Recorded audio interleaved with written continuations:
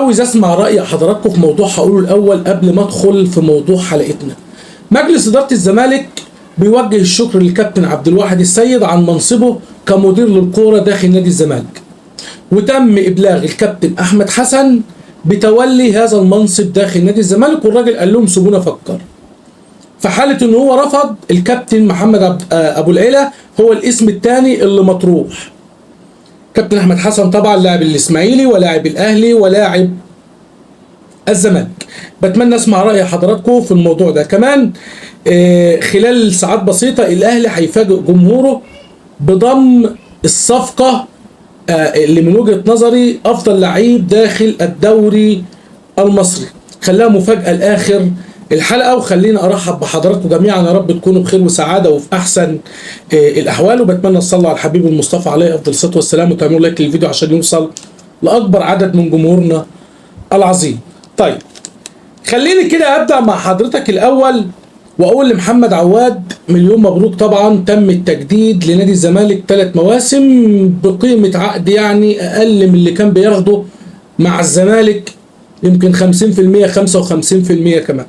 طبعا الموضوع مش سر يا جماعه، الدنيا كلها عرفت خلاص ان عواد يعني اول موسم 6 مليون، تاني موسم 7 مليون، تالت موسم 8 مليون مع نادي الزمالك. ولكن خليني اقول لكم برضه سبب ان عواد يتغاضى عن الطلبات اللي كان طالبها، وكان رافض طبعا عرض الزمالك في البدايه والكلام ده كله، بسبب ان عواد حاليا مش عنده عروض، والزمالك ما قدرش ان هو يجيب حارس مرمى، وكل الانديه بتحارب نادي الزمالك في حراس المرمى، مش عاوزين يدوا نادي الزمالك حراس مرمى. يعني الاتحاد السكندري رفض يدي محمود جاد للزمالك، عندك انبي رفض يدي اللاعب البلعوطي للزمالك، قال له ب 40 مليون، وراح باعه للبنك الاهلي مش عارف ب 8 مليون ولا بكام. فالزمالك لقى ما قدموش حل وما قدموش ان هو يقدر يجيب حارس مرمى، فراح يا عواد تعالى يا ابني انت لسه حابب او شاري الزمالك. عواد برضو ما جالوش عروض، ما عندوش عروض، قال ما فيش مشكله انا نفسي اكمل في الزمالك. اتصلوا بيه بالتليفون تعالى على بيت الكابتن حسين السيد عشان هنتكلم مع بعض كده كلمتين حلوين وبتاع. راح محمد عواد وتم التوقيع والتجديد 3 مواسم لمحمد عواد داخل نادي الزمالك. محمد عواد له مني كل الدعم. اي حد بيرتدي تيشيرت نادي الزمالك وموجود داخل نادي الزمالك له مني كل الدعم، مهما كان في اي خلاف بينه وبينه او على سلوكياته او على اي حاجه كانت بتحصل من اللي كنت بتكلم عنها سابقا يعني، ولكن اجباري وغصب عني ما دام هو مستمر مع الزمالك وبيرتدي تيشيرت نادي الزمالك اذا له مني كل الدعم. مبروك لمحمد عواد طبعا. طيب هل اشرف بن شرقي خلاص بيرجع لنادي الزمالك مره تانية؟ بس خلينا قبل ما اقول لك على موضوع اشرف بن شرقي خلينا اقول لك ان مصطفى محمد يعني في خلال ساعات ممكن ينعش خزينة نادي الزمالك بمبلغ محترم 5%. مصطفى محمد لاعب نانتي الفرنسي اللي جاي له عرض من ليستر سيتي الانجليزي اللي بيلعب في الدرجة الاولى يعني، فجاي له عرض يعني برقم كبير على ما اعتقد 15 مليون او اكتر شوية يعني استرليني. مصطفى محمد بيفكر ان هو يخوض التجربه ديت، بيفكر انه يلعب مع ليستر سيتي في الدوري الانجليزي. طبعا ان شاء الله الموسم القادم مثلا ان هو هيصعد للممتاز. مصطفى محمد يقدر يعمل اي حاجه في الدوري الانجليزي، وحلم اي لاعب ان هو يكون بيلعب يعني في الدوري الانجليزي ويتالق يعني ويكون نجم. عندنا ابو صلاح ما شاء الله عليه يعني.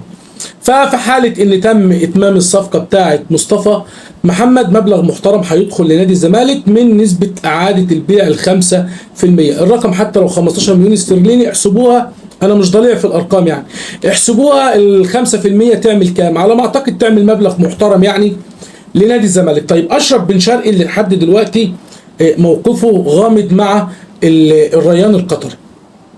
اشرف بن شرقي لحد دلوقتي ما وقعش مع الريان القطري، خصوصا ان الريان القطري يعني كان الكلام معاه ان انت هتلعب معانا البطوله الاسيويه ولكن مش هتقدر تلعب معانا محلي، مش هنأيدك. الحل الوحيد ان احنا نأيدك يا اما ان الاتحاد بتاعنا يزود اللعيبه الاجانب واحد، يا اما بقى احنا نمشي اي حد من اللعيبه الاجانب اللي عندنا. هل اشرف بن شرقي وقع مع الريان القطري لحد دلوقتي؟ لا.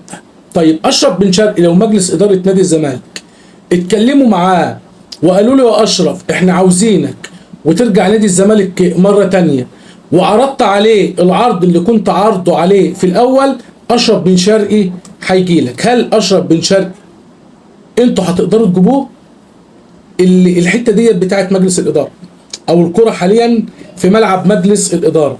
طيب الزمالك كمان كان عينه على صديق ايجولا. صديق ايجولا اللي هو لاعب سيراميكا كليوباترا. خلينا اتكلم معاكم واقول لكم ان نادي الزمالك طبعا بعد فشل صفقه اشرف بن شرقي فقال لك نجيب صديق ايجولا. يعني نادي الزمالك كان عرض على سيراميكا 20 مليون جنيه ولاعب. العرض اترفض، نادي الزمالك رفع العرض ل 25 مليون جنيه واثنين لعيب. العرض اترفض. نادي الزمالك رفع العرض ل 30 مليون جنيه وثلاثه لعيب، من ضمنهم 2 لعيبه نادي الزمالك عاوز يتخلص من الراتب بتاعهم، راتب كبير يعني، ولاعب من الشباب من الصغيرين. سيراميكا قال ما فيش مشكله احنا موافقين على العرض ده، بس في بعض التغييرات البسيطه. ايه التغييرات البسيطه؟ العرض اللي انتوا قلتوه بتاع ال3 لعيب، بس هنغير بس في اللاعب الثالث اللي هو الصغير. الاثنين الاولانيين دول ما فيش مشكله موافقين عليهم، وهنغير في المبلغ. طب عايزين ايه يعني؟ قال لك انت هتدينا ال3 لعيبه واللاعب الصغير ده احنا هناخد السيد عبد الله نيمار. طبعا جوميز رفض والزمالك رفض. السيد عبد الله نيمار مش صغير، ده كبير، احنا نطلعه اعاره احسن ما ادولكش يبيع نهائي. مش اديهولك ان خلاص انا مش هستفاد بيه تاني. فالزمالك طبعا متحفظ على فكره السيد عبد الله نيمار. طيب ايه التغيير في العرض المالي؟ تدينا ال3 لعيبه دول وعليهم 1.5 مليون دولار. طبعا مستحيل، صعب. انا مش عارف ليه الانديه بتحارب نادي الزمالك. انا نفسي اعرف الانديه ديت ليه بتمنع ان هي تدي لعيبه لنادي الزمالك. ونادي الزمالك يا جماعه جاي ده من كوكب تاني. هو الزمالك ده مش مصري؟ يعني انبي يغالي على الزمالك في البلعوط يروح يديه للبنك ب 8 مليون وكان عاوز مننا 40 مليون. مش عارف الاتحاد السكندري، مش عارف حرس الحدود يقول لك محمود ممدوح لا من القوام الاساسي. يا جماعه في ايه بجد والله؟ يعني انتوا ليه بتعملوا مع الزمالك كده؟ بتمنى مجلس اداره الزمالك يقطع التعامل مع كل الانديه اللي هي بتحاربه، او كل الانديه اللي هي بتمنع عنه لعيبه وتروح تدال لانديه تانية اقل ما هو طالبه منك بكتير. طب انت تعرف ان سيراميكا طالب ناصر المنسي من الزمالك عارف بكام؟ ب10 مليون، عاوز 10 مليون. تخيل، شوف هو عايز ياخد كام منك في صديق ايجولا وعاوز ياخد منك ناصر المنسي بكام؟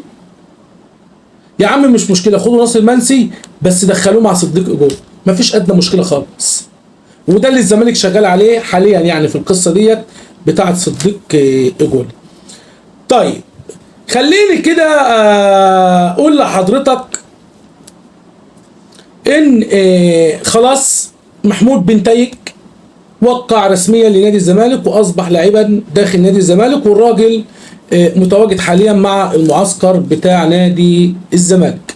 والزمالك حاليا في انتظار البطاقه الدوليه بتاعته. يمكن كمان في خلال وانت بتسمع الفيديو تكون البطاقه الدوليه بتاعته يعني وصلت لنادي الزمالك، وتم قيده بالمناسبه يعني افريقيا ومحليا يعني مع نادي الزمالك بمشيئه الرحمن يعني.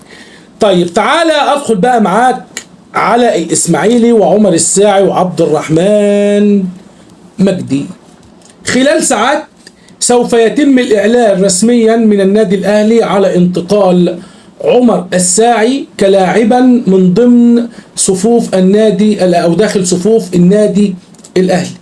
وكمان هيتم رسميا الإعلان عن عبد الرحمن مجدي إنه لاعبا داخل نادي بيراميدز. خليني اقول لك التفاصيل واوضح لك كل حاجه. الاسماعيلي وافق على انتقال عمر الساعي للنادي الاهلي مقابل 50 مليون جنيه، هياخد 35 مليون جنيه مقدم في الاول وال 15 مليون هيكونوا على اقساط معينه، يعني هيتم تحديدها ما بين الاهلي وما بين الاسماعيلي. طيب ده بالنسبه لعمر الساعي. بالنسبه لعبد الرحمن مجدي، بيراميدز خلاص الاسماعيلي وافق على 40 مليون جنيه لانتقال عبد الرحمن مجدي لبيراميدز.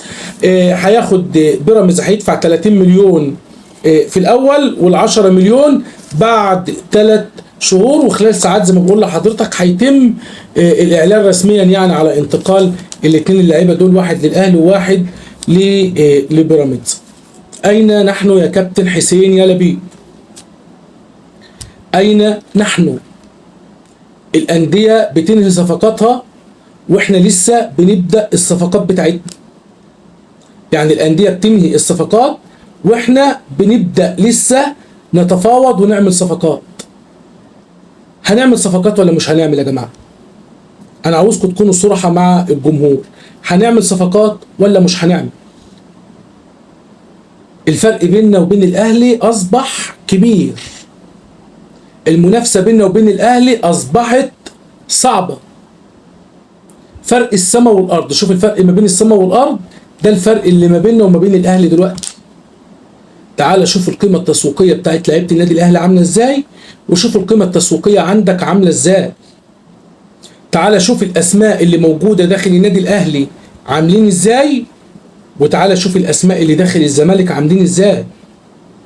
احنا مشينا لعيبه اللي طلع اعارات، وفي لعيبه لسه هتطلع 5 لعيبه ولا 4 لعيبه طالعين اعارات، غير اللي مشى محمود علاء وغيره وغيره وغيره وغيره. القيمه بتاعتنا بتقل، قيمتنا بتقل مش بتزيد. بتمنى يا جماعه تشتغلوا لصالح نادي الزمالك وربنا يكون في عونكم.